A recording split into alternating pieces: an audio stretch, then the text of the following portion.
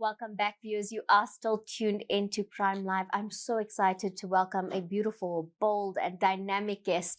We're here to talk about the Limpopo-based In Touch community development project managers that have set out a call to action to members of the community to nominate schools to enroll in the NGO's province-wide campaign to ensure that all girl child learners actually have access to basic personal hygiene toiletries. Now, the NGO says that there is a direct relation between academic performance and the dignity of learners, and are hoping that the campaign will lead to an even better matric results in the province.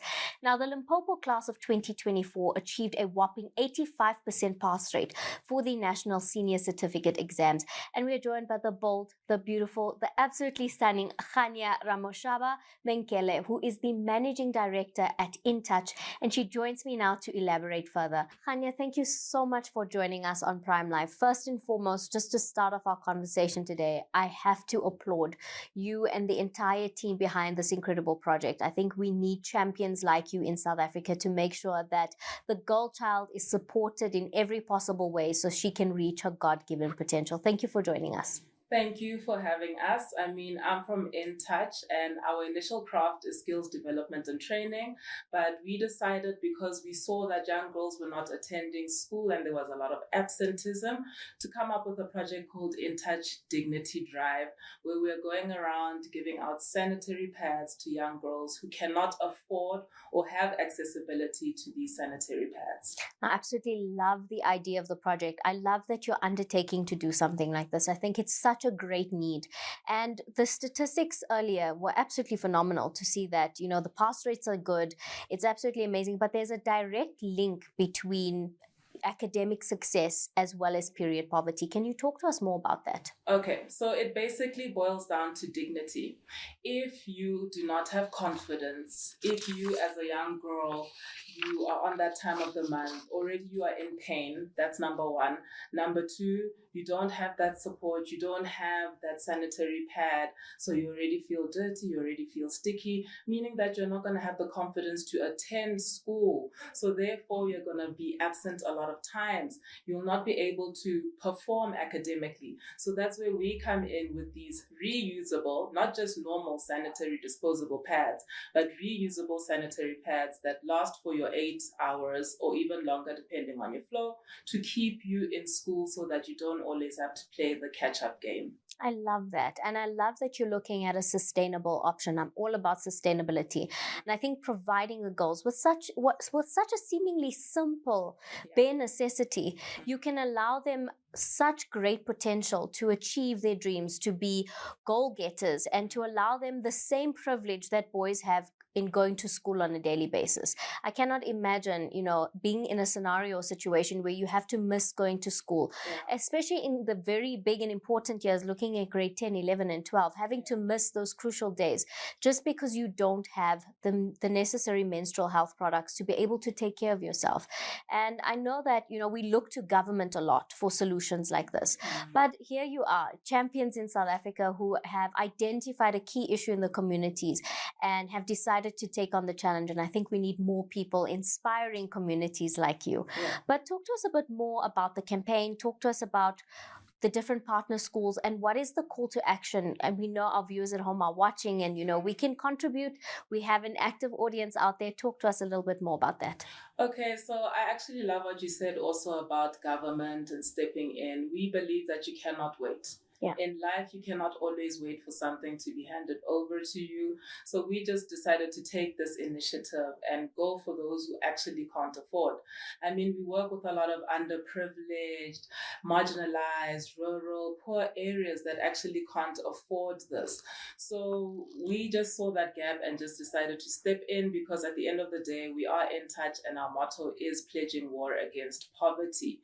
So we could have easily chosen school bags, we could have chosen books or anything else, but we just saw the importance of bringing in those reusable sanitary pads. I love that. And I love that it is something that specifically is going to enhance and look after and invest in the future of our country, because you're investing in these young girls. And these young girls are going to be the future leaders of tomorrow. And you're equipping them with all the tools and resources that they could need.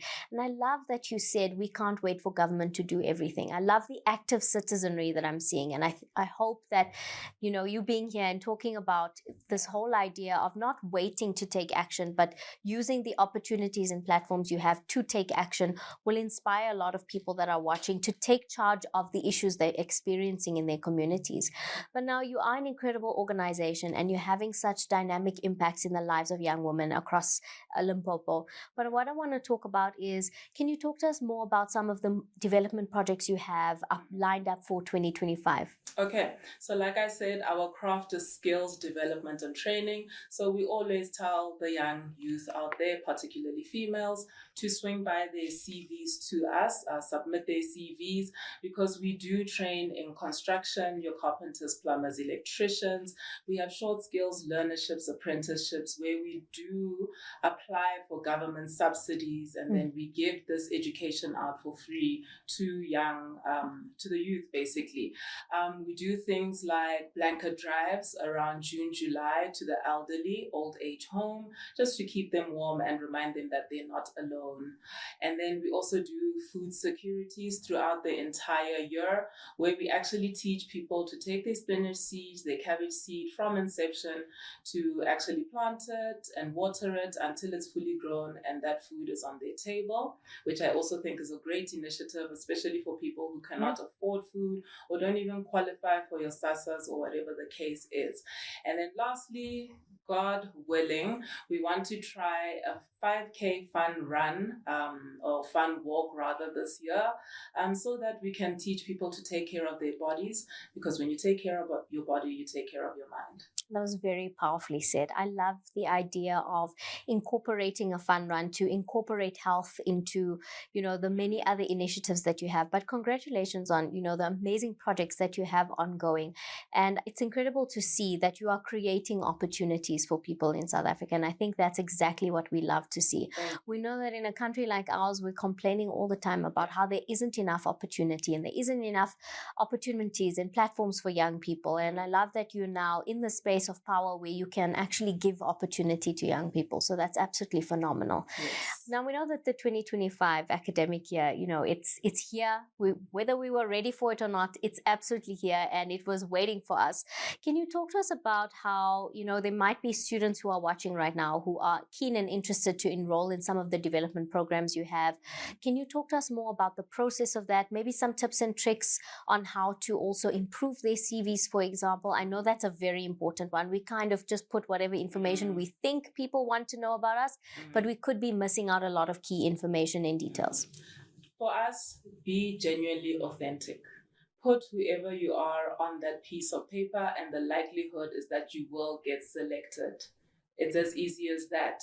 You can email us on applications@intouchcollege.com, send your CV through to us, and then we will do the sifting out, and then we can call you should an opportunity present itself. And then also follow us on our social media platforms, because a lot of times it goes down to the point where we even need a general worker. Those kind of opportunities. So follow us on our Instagram, we are In Touch Training, and Facebook, we are In Touch Community Development and Project Managers. All of our adverts are there. A lot of opportunities are available because we are a growing company as well.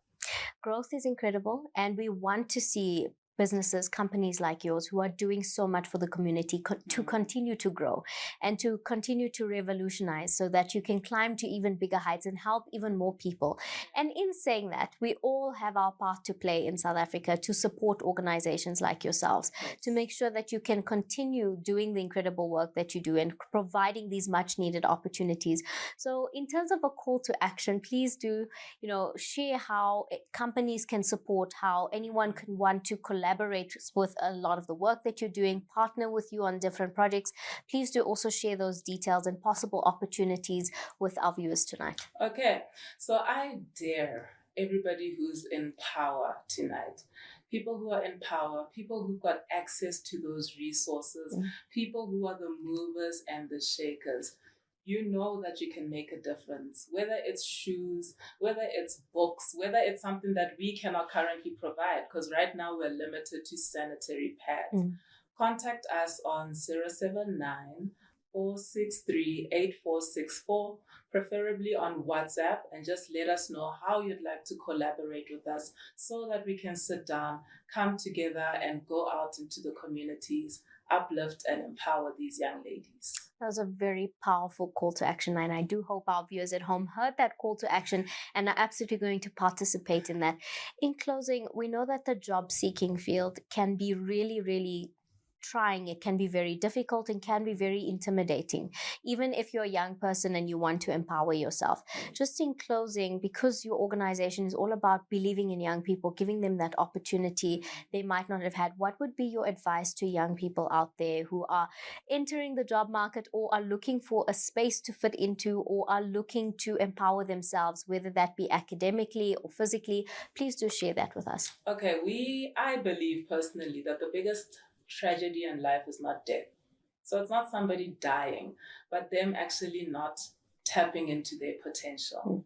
Stretch yourselves. Guys, the opportunities are out there. Yeah. Dabble in this, dabble in that. Send out your CVs to hundreds of companies if you need to. Get that skill. If you're skilled in plumbing, carpentry, electrical, nobody can take that skill away from you. In that way, you can register your own business. Your next door neighbor's electricity is faulty or their toilet is leaking. You're a qualified artisan. You are your own business person and you can go and fix that particular item. So stay in your lane. You are called, you are individually called in this life to do something in particular. Seek it and you will find it.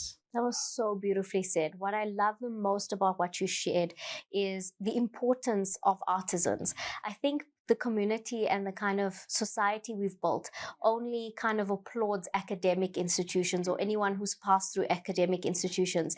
But we do forget the very important artisans that are the building blocks of society. We can't function without them. Yes. And then you find plumbers and electricians who are starting their own company, are earning more than some accountants. Yes. So I love that you're encouraging young people to look at those more artistic skills, I want to say, you know, the real skills that build and hold societies together.